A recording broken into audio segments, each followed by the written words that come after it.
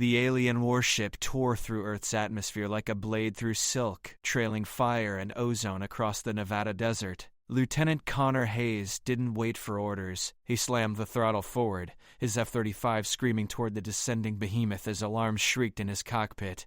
"All units fall back," command crackled through his headset. "That's a direct order, Hayes." He killed the radio. The alien vessel was massive, easily 3 miles long, its hull covered in geometric patterns that hurt to look at directly. Humanity had been at war with the Krell Dominion for 6 months. 6 months of losing. 6 months of watching cities turn to glass under their plasma bombardments. Connor armed every missile he had. The Krell ship's weapons ports began to glow, that sickening purple light that preceded annihilation. Below, the town of Meridian sat unaware, 12,000 souls about to become ash. His targeting computer screamed warnings as energy readings spiked off the charts. He fired everything. Missiles streaked forward, white contrails painting the sky. The Krell point defense systems came alive, intercepting most of them in brilliant flashes, but 3 got through, slamming into the ship's underside. The explosions looked pathetic against its bulk, mere fireflies against a mountain. The ship shuddered, then tilted. Connor's eyes widened as the massive vessel began to list, its graceful descent turning into a barely controlled plummet. It was going to miss the town, barely. The impact would still flatten everything for miles, but the direct hit was avoided. He didn't have time to celebrate. A smaller craft detached from the dying warship, angular and fast, streaking away from the impact zone. Connor banked hard, pursuing on instinct. The craft was damaged, trailing atmosphere, flying erratically toward the mountains. It crashed into a canyon wall with brutal force. Connor circled once, twice, his fuel gauge screaming at him. Behind him, the main warship hit the desert floor with a sound like the earth splitting open. A mushroom cloud of dust and debris rose 5 miles high, but his eyes were locked on that small craft, wedged into the rocks below. Something moved in the wreckage. He made a decision that would change everything. Connor put his fighter down on a flat stretch of canyon floor, popped the canopy, and jumped out with his service pistol drawn. Every instinct screamed that this was insane. The Krell had never shown mercy, never taken prisoners, never negotiated. They only killed. He approached the crashed vessel carefully, boots crunching on scattered debris. A hatch had been torn open, and through it he could see movement. His finger tensed on the trigger. Then he heard it. A sound that transcended species, language, and war. A child crying. Connor froze, his pistol still raised, every muscle locked in conflict between training and instinct. The crying continued, high-pitched and terrified, echoing off the canyon walls. He'd heard intelligence reports about Krell biology, their insectoid appearance, their hive structures. Nothing had mentioned children. He moved forward. The interior of the craft was a nightmare of twisted metal and sparking systems. Acrid smoke filled the air, making his eyes water. In the dim emergency lighting, he saw them. 2 adult Krell, their chitinous bodies crushed beneath a collapsed bulkhead. Dead. And beyond them, in what looked like a protected compartment, a small figure huddled against the wall. The child was maybe 3 feet tall, its exoskeleton a lighter shade of blue than the adults, almost translucent in places. 4 arms wrapped around itself, and its large, multifaceted eyes reflected his flashlight beam with 1,000 tiny points of light. It saw the gun, and the crying intensified, a keening wail that made Connor's chest tighten. "Easy," he said, knowing it couldn't understand. He lowered the weapon. "Easy, kid." The child pressed harder against the wall, trembling. A gash across its thorax leaked pale fluid. Injured. Alone. Terrified. Connor holstered his pistol. He didn't know what he was doing. Didn't know if this was treason or suicide or the stupidest decision he'd ever made. The main Krell warship was down, but reinforcements would come. They always did, and when they arrived, they'd find one of their own in human hands. But looking at that small, scared creature, he couldn't pull the trigger, couldn't walk away. He pulled off his jacket and moved slowly forward, hands visible. The child flinched, and a chittering sound emerged from its mandibles. Fear. Panic. Connor knelt down, making himself smaller, less threatening. "I'm not going to hurt you," he said softly. "I'm going to help." The child's eyes tracked his movements as he wrapped the jacket around its injured thorax, applying gentle pressure to stop the bleeding. It didn't fight him, didn't attack, just shivered and made that heartbreaking sound. Connor lifted the child carefully. It weighed almost nothing, its exoskeleton designed for a world with lighter gravity. As he turned toward the exit, movement in his peripheral vision made him spin. 3 Krell warriors stood at the craft's entrance, their weapons raised. They'd survived the crash. Their rifles hummed with charging plasma, and their mandibles clicked in what he'd learned was aggressive communication. Connor's hand moved toward his pistol, then stopped. The child in his arms shifted, making a weak chirping sound. The warriors' weapons didn't waver, but something changed in their posture. Their eye clusters focused on the small form he carried. One of them spoke, a series of clicks and whistles that Connor couldn't parse, but the meaning was clear in every line of its body. "Give us the child." Connor's mind raced.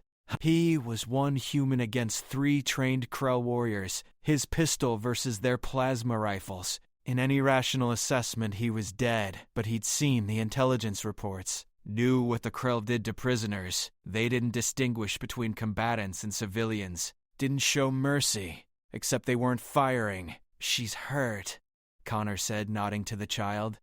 He had no idea if it was actually female, or if that concept even applied to their species. "Needs medical attention." The lead Krell took a step forward, weapon still raised. Its free hand gestured sharply. The message was universal. "Hand her over." Connor's grip tightened protectively. The child's small hands clutched at his shirt, that pitiful crying starting again, and something clicked in his head, a realization that cut through the adrenaline and fear. They weren't shooting because they were afraid they'd hit the child. "I'll help her," Connor said, meeting the alien's multifaceted gaze. "But you need to lower your weapons." The lead Krell's head tilted in what might have been confusion or calculation.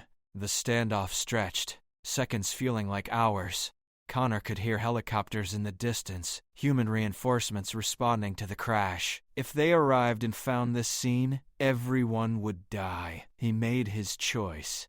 Connor slowly lowered himself to one knee, the child still in his arms. He laid his pistol on the ground and kicked it away. Then he stood, holding the injured child out toward the warriors, offering her back. The lead Krell's weapon lowered slightly, then completely. It stepped forward and reached for the child. Connor felt small hands release his shirt reluctantly, and then the warrior was holding her, examining the makeshift bandage with what seemed like surprise. It looked at Connor, head tilting again. Then it spoke in halting, broken English. "Why?"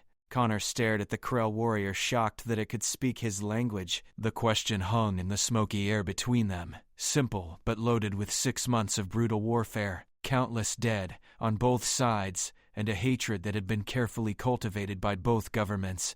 "Because she's a kid," Connor said simply. The warrior's mandibles clicked rapidly, translating for the others. They exchanged what sounded like heated discussion, their weapons still lowered but ready. The child whimpered, and the one holding her made a surprisingly gentle chittering sound, like a parent soothing a frightened infant. The helicopters were getting closer. Connor could hear the distinctive thump of rotor blades echoing through the canyon. Minutes, maybe seconds before they arrived. Before this moment ended and the war machine ground forward again. "You need to go," Connor said. "Now. Before my people get here." The lead warrior studied him with those impossible compound eyes. "They will kill you. For this. Maybe." Connor glanced at his abandoned pistol. "But not if you're gone when they arrive." Another rapid exchange between the warriors. The one holding the child moved toward a different section of the wreckage, where a smaller emergency craft sat intact. The other two kept their rifles trained on Connor, not quite hostile, but far from trusting. The lead warrior took a step closer. This close, Connor could see the battle scars on its exoskeleton, the notches and burns from previous fights. A veteran, like him. Someone who'd probably killed dozens of humans. "I am called Vectar," it said slowly. I will remember this. Before Connor could respond, Vector reached into a pouch on its armor and pulled out a small crystalline device. It pressed the object into Connor's hand, curling his fingers around it firmly. Keep hidden, Vector said. When we are hunted, it will show you are protected. No Krell will harm you while you carry this. Connor looked down at the crystal. It pulsed with a soft inner light, warm against his palm.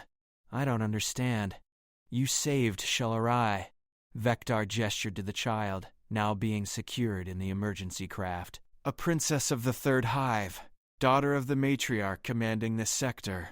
You could have killed, could have taken hostage. You chose protection. The words hit Connor like a physical blow. A princess.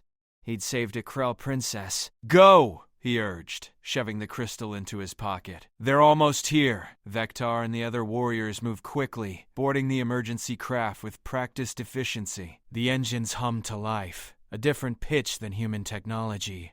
Through the transparent canopy, Connor saw the child, Shellary, watching him with those multifaceted eyes. She raised one small hand in what might have been a wave. Then they launched, the craft screaming upward through the canyon and disappearing into the darkening sky. Just as the first helicopter crested the ridge, Connor grabbed his pistol and ran for his fighter, his mind spinning. He'd just let enemy combatants escape, had taken something from them, some kind of safe passage token. Every regulation he'd ever learned screamed that he should report this immediately. He climbed into his cockpit as 3 Apache gunships roared overhead, searching for targets that were already gone. His radio crackled to life. Hayes, you crazy bastard, you alive down there? Affirmative, Connor replied, his hand unconsciously touching the pocket where the crystal rested. Survivors escaped in an emergency craft, heading northeast. Command wants you back at base immediately. The whole damn Krell fleet just did something weird. Connor's blood went cold. Define weird. They stopped, all of them. Every ship in orbit just went dead still about 3 minutes ago. No attacks, no movement.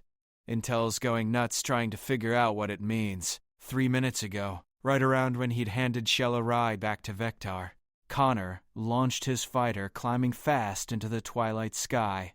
Below, the massive Krell warships smoldered in the desert, a monument to the war's brutality. Above, stars were beginning to emerge, and among them, the distant lights of the Krell fleet hung motionless.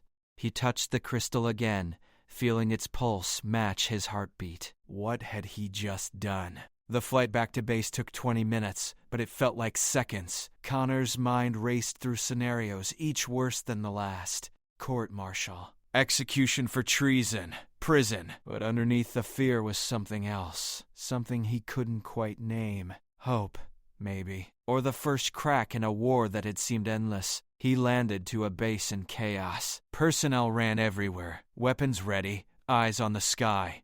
The Krell fleet's sudden halt had everyone expecting a new kind of attack, something they hadn't seen before. Colonel Brooks met him on the tarmac, face grim. Hayes, debrief, now.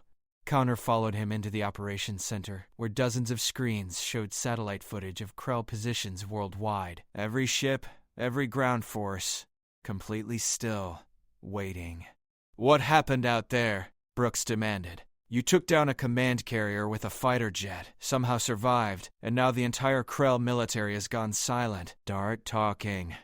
Connor's hand moved to his pocket, felt the crystal's warmth. He could tell the truth, show them what he carried. Let command make the decisions. But looking at the screens, at the frozen alien fleet, at the hope and fear mixing on every face around him, he realized this was bigger than protocol. This was first contact. Real first contact. Not between governments or militaries, but between two beings who'd chosen compassion over combat. I crashed their ship, Connor said carefully. Survivors escaped before I could engage. That's all. Brooks studied him with hard eyes. That's all. Yes, sir. The colonel didn't look convinced, but before he could press further, every screen in the room flashed red. A priority alert. Incoming transmission. Krell origin. Broadcasting on all frequencies. In every language humanity spoke.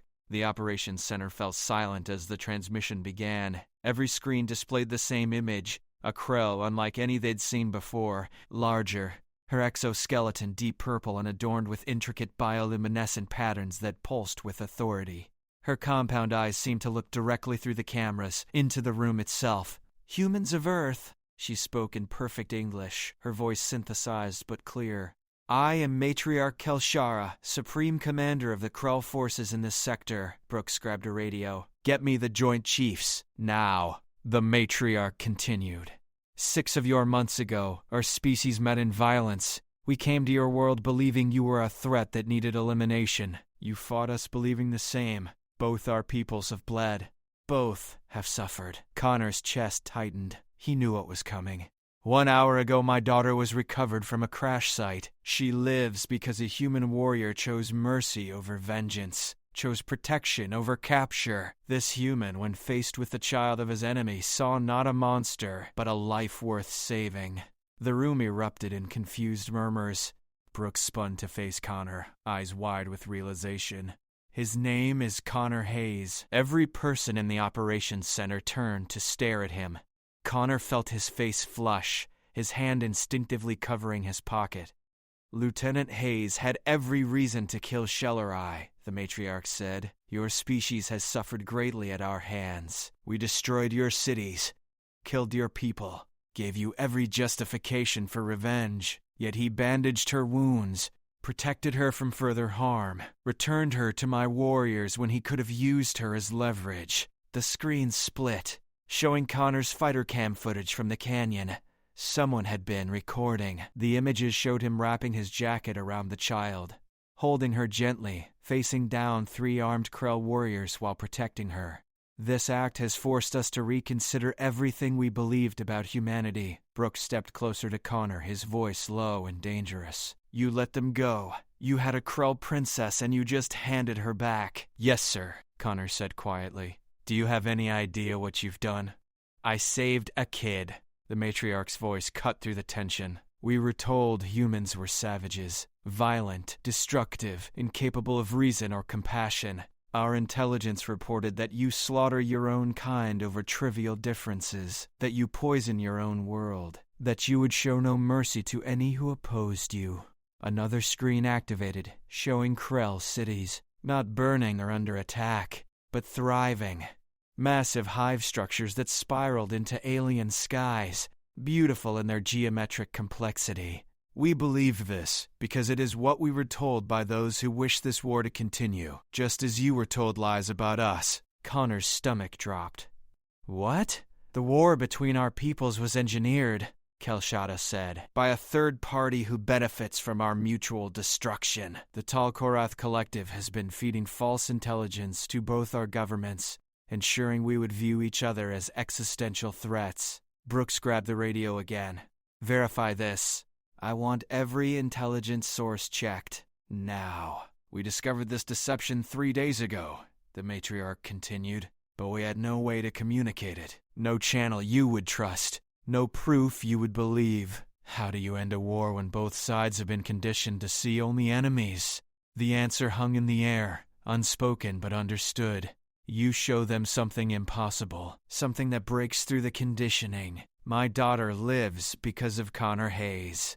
Because one human saw past the lies and responded with his conscience rather than his conditioning.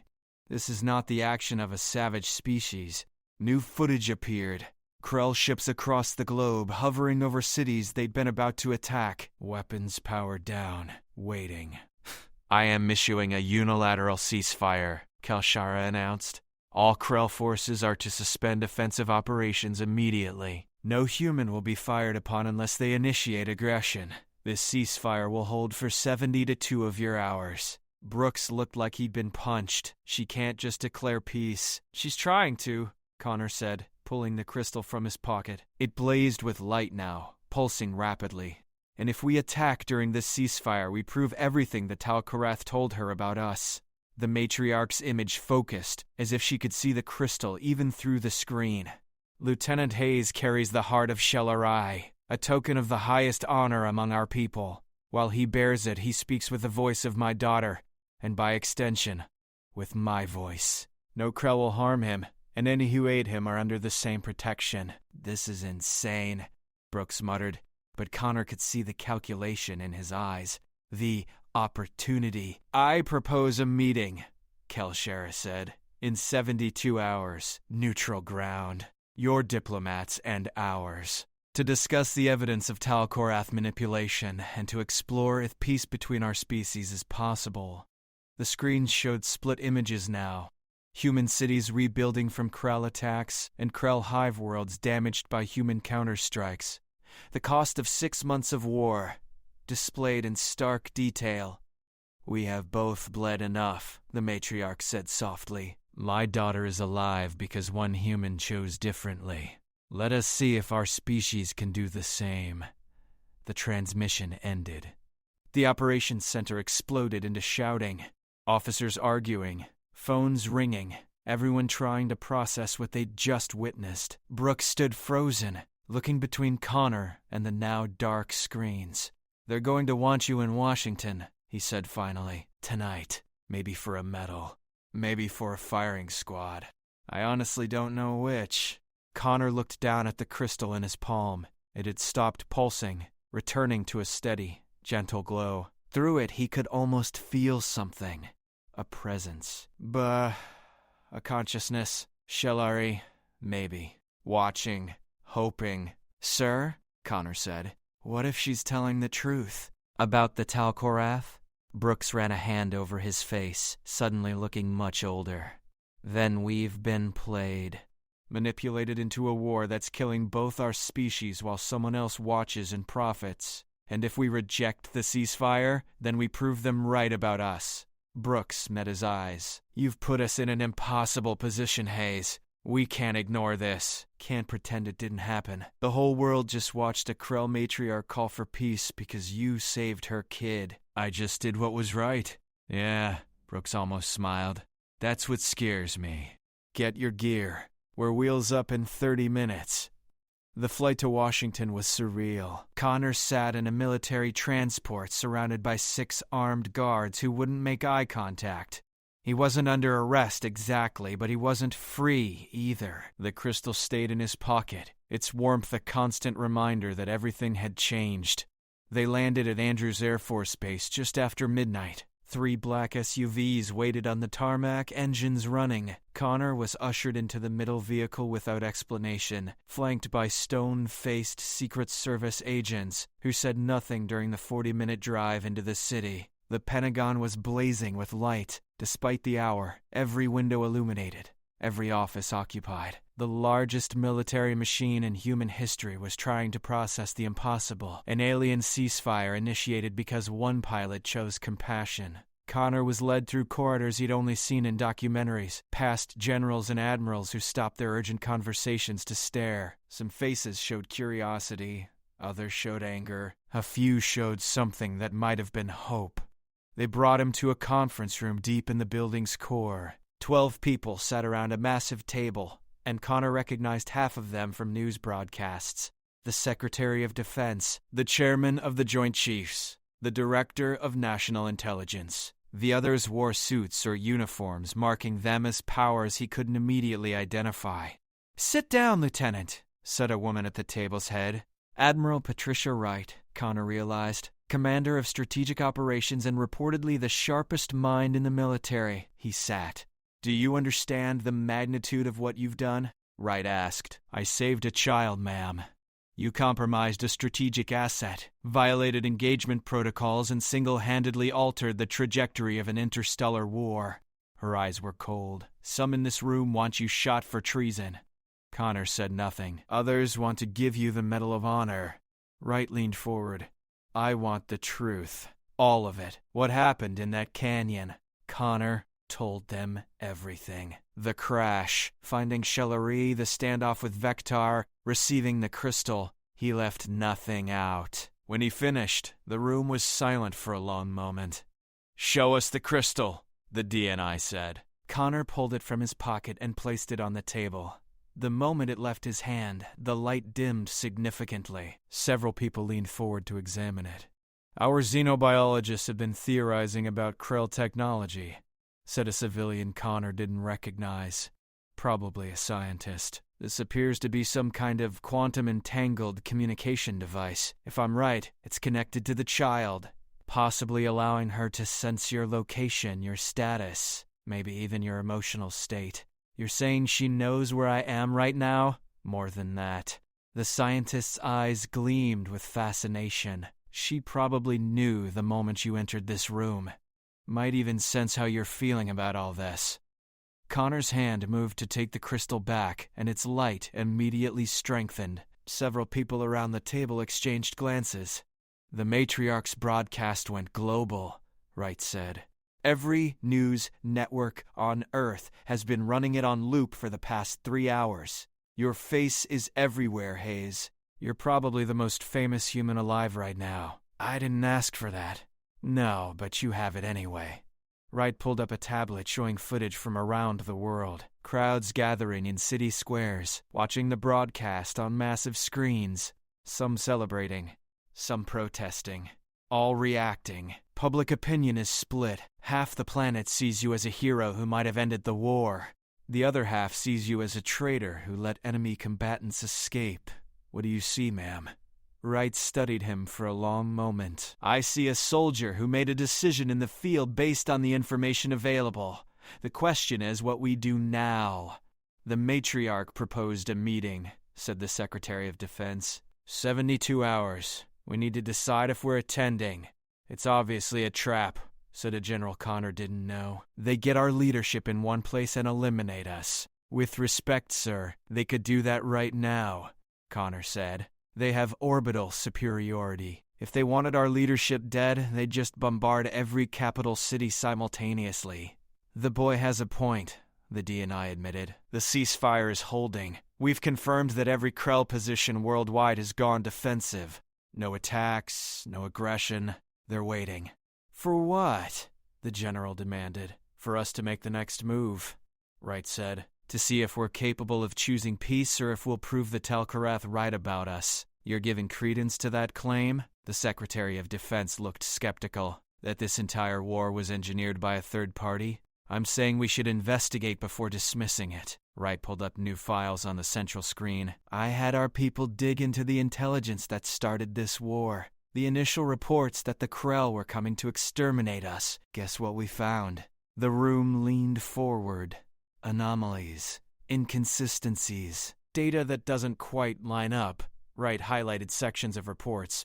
The intercepts that convinced us the Krell were hostile.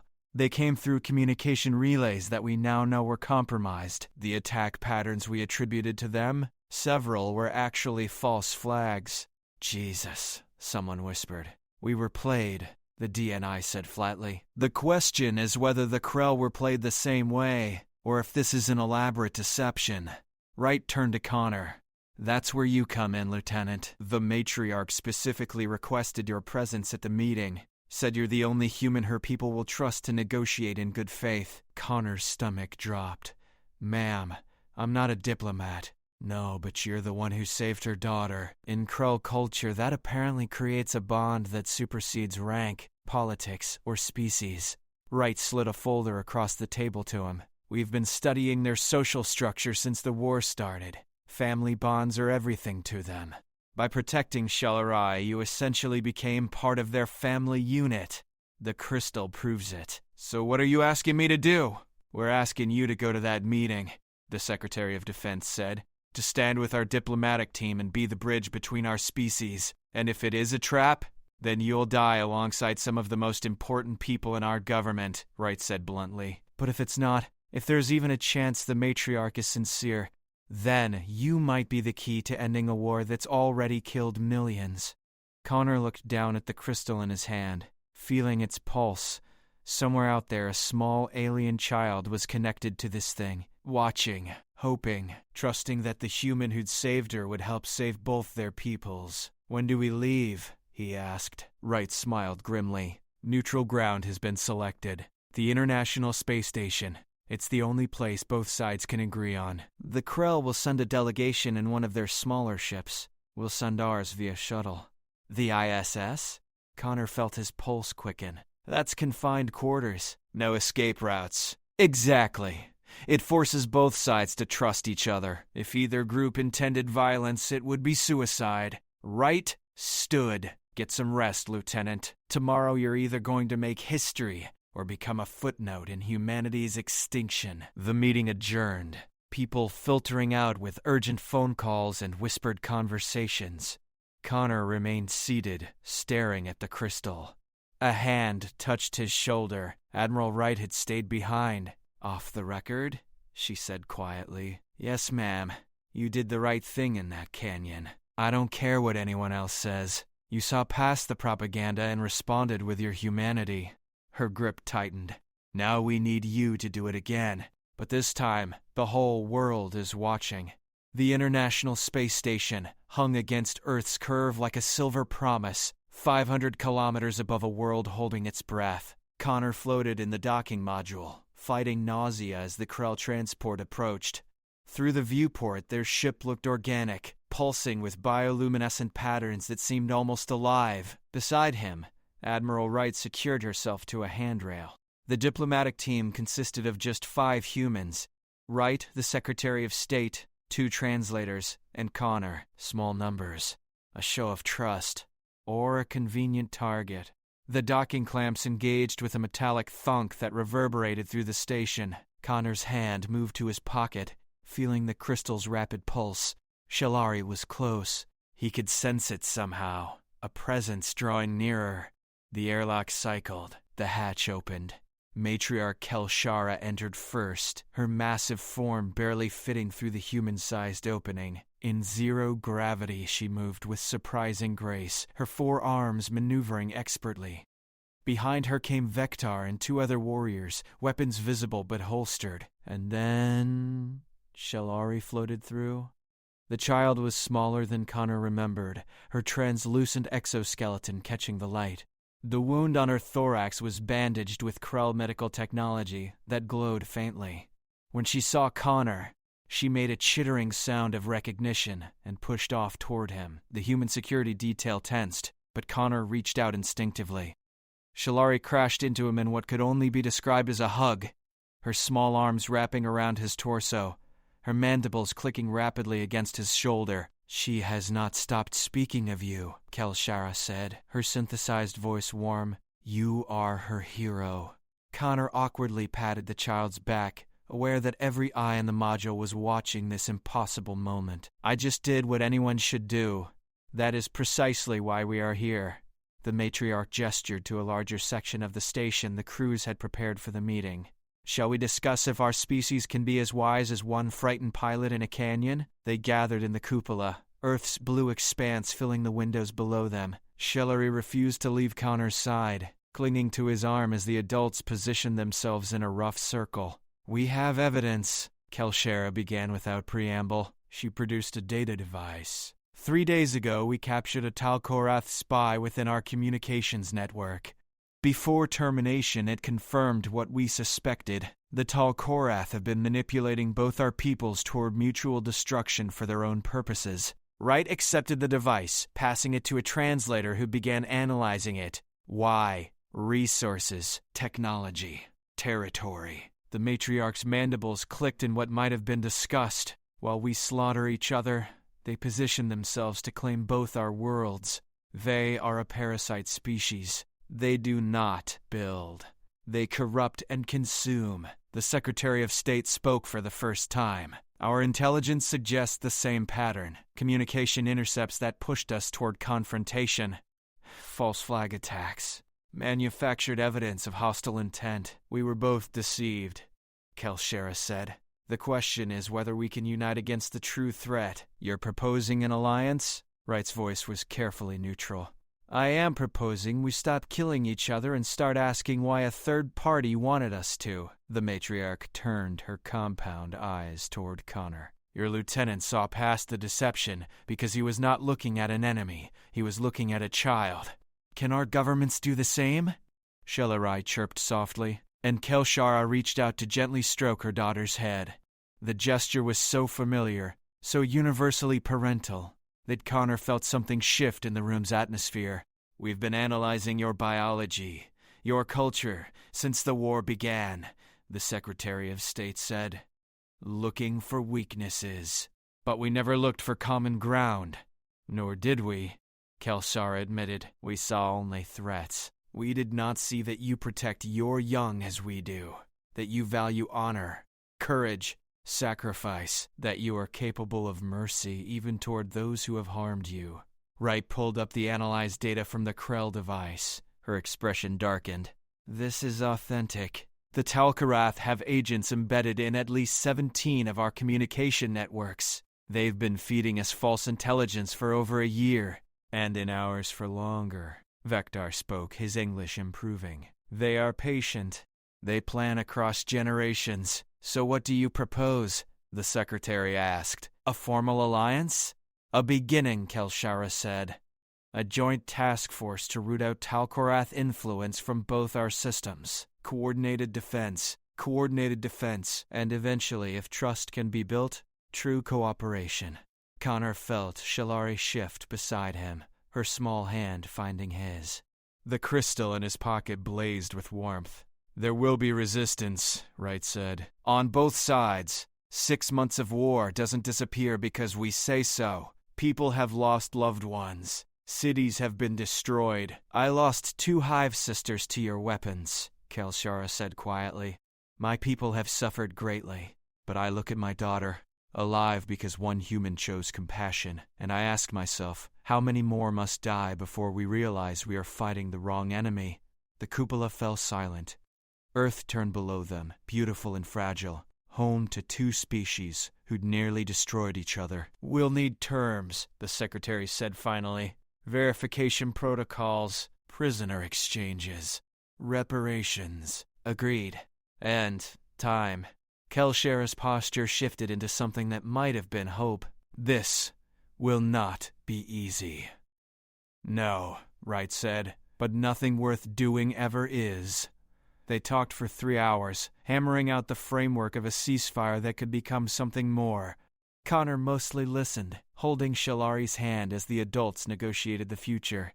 At one point, the child fell asleep against his shoulder, trusting him completely. When the meeting concluded, Kelshara approached Connor directly.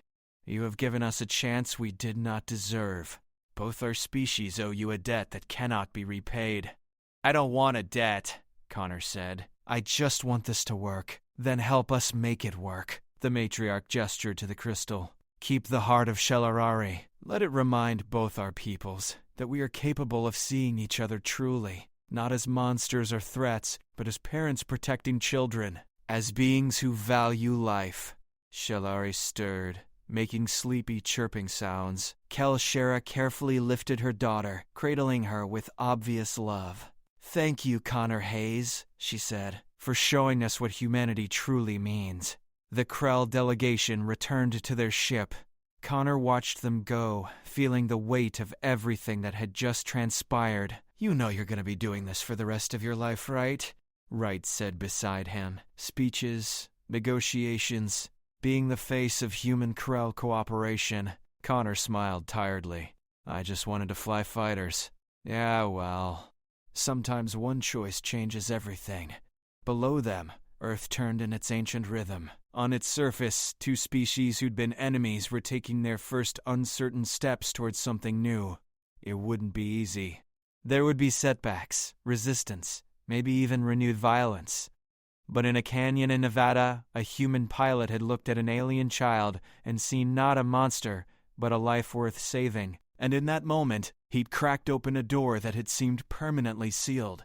Now it was up to both their peoples to walk through it. Connor pulled out the crystal, watching it pulse steadily. Somewhere in that Krell ship, Shalari was probably waking up, probably feeling his presence through their strange bond. 2 species, infinite possibilities. The war wasn't over, but for the first time, peace seemed possible.